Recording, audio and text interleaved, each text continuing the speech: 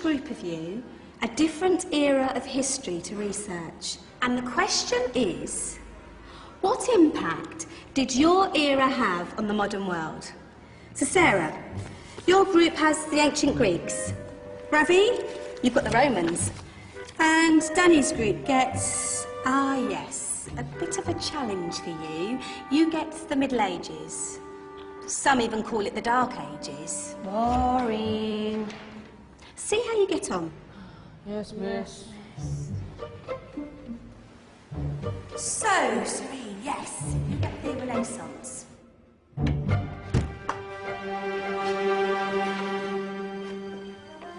Is that the librarian?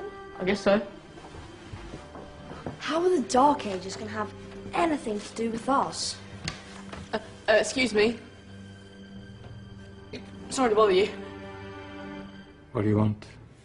We need to find out what impact the Dark Ages had on the modern world. Never was a period of history so poorly named. Don't touch.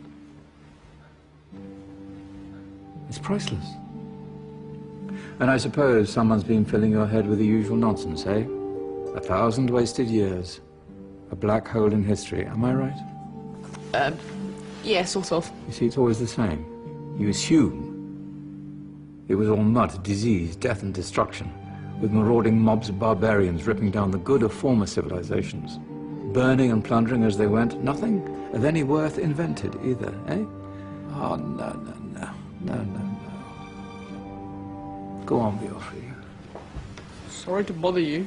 Come on, it's probably not worth it. Everyone knows that the Greeks and Romans invented everything anyway. Oh, did they now? And you're sure about that, are you? You know, I might just have something for you. You seem to be up to the task. I suppose I could... Follow me. I've got just the book for you.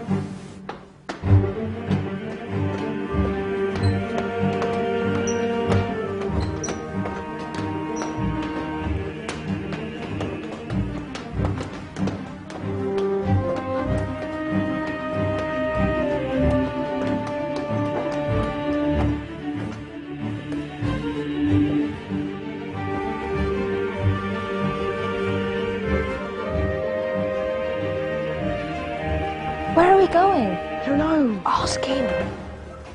Excuse me. Where are we going? From darkness into light, my young friend. From ocean onto land, there are things you should know. Oh, yes, indeed. Yes, indeed.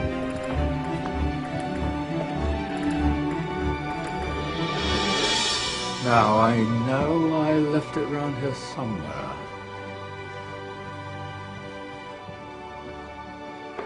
Ah, here it is. Now, take a look. If you dare.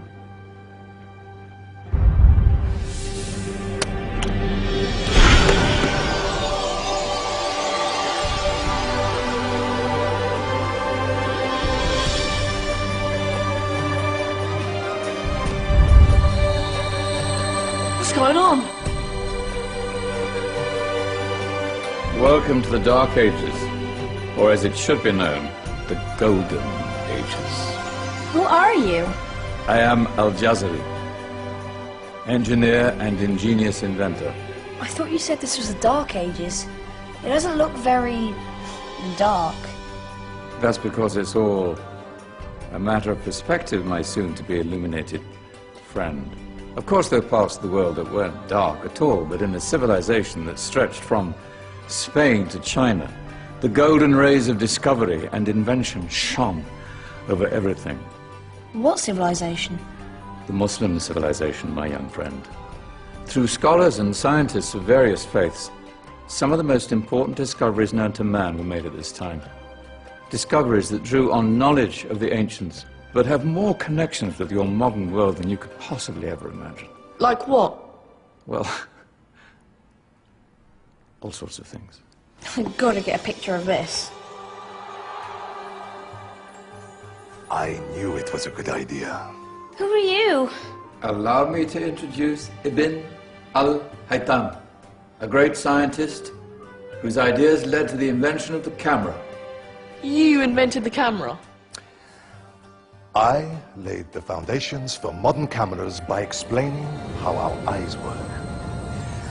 I found a way of projecting an image onto another surface through a small hole in a dark room, later called camera obscura.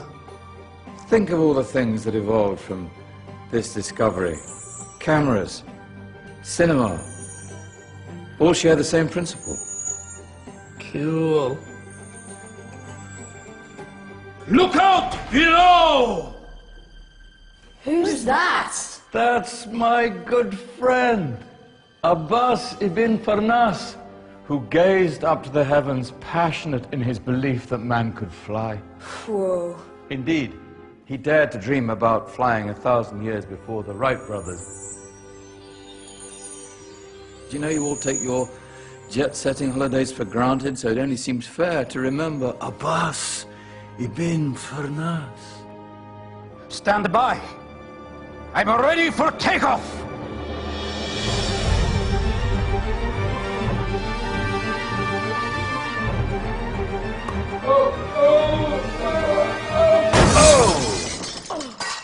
You did forget one thing, though. A tail, useful for landing. Ah, my back. Is there a doctor in the house? Did someone call? Ah, my old friend, why don't you introduce yourself to my young guests? I am Abul Qasim al-Zahrawi. Many call me the father of surgery. Did you actually do surgery back then? Of course we did.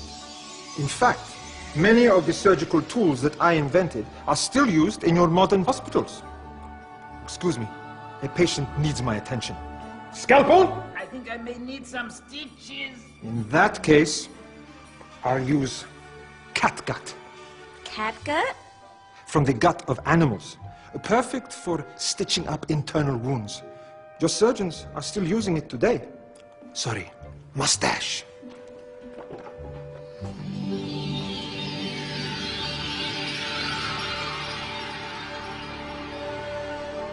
Who's she? That's Maryam al-Astrolabi, one of the many brilliant women of her time. She made sophisticated astrolabes. Astro what? Astrolabes. They show the sky and the stars on a small flat plate you can hold in your hand. Think of them as ancient calculating or timekeeping devices. Today you have your watch, your compass, satellite navigation, helping people and explorers travel the world. Science at its brilliant best. And all these things were developed during the Golden Ages. And that's just the tip of the iceberg.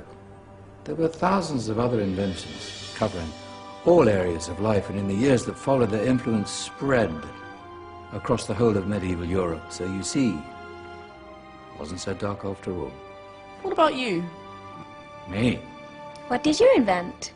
Well, I don't want to be big-headed, but I made some groundbreaking advances in engineering. I suppose my most significant discovery converted rotary motion into linear motion using a crank and connecting rod. It's essential in pumps and engines.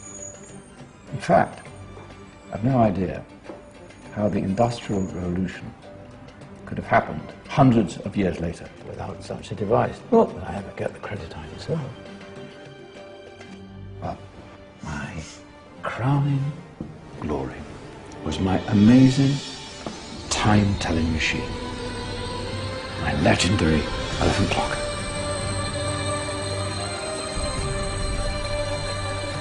It's a clock. Yes. Dozens of components collected from different cultures around the world. Indian, Greek, Arabian, Egyptian, Chinese. Wow. A United Nations clock. That is pretty cool. Does it actually tell the time? Well, yes, of course.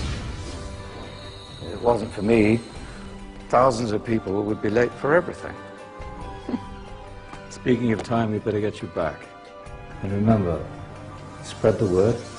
This is the golden age, and I've only shown you a tiny part of this wondrous time. There are countless other scientists and inventions directly connected to your modern world. You're just going to have to find out for yourselves. No, wait!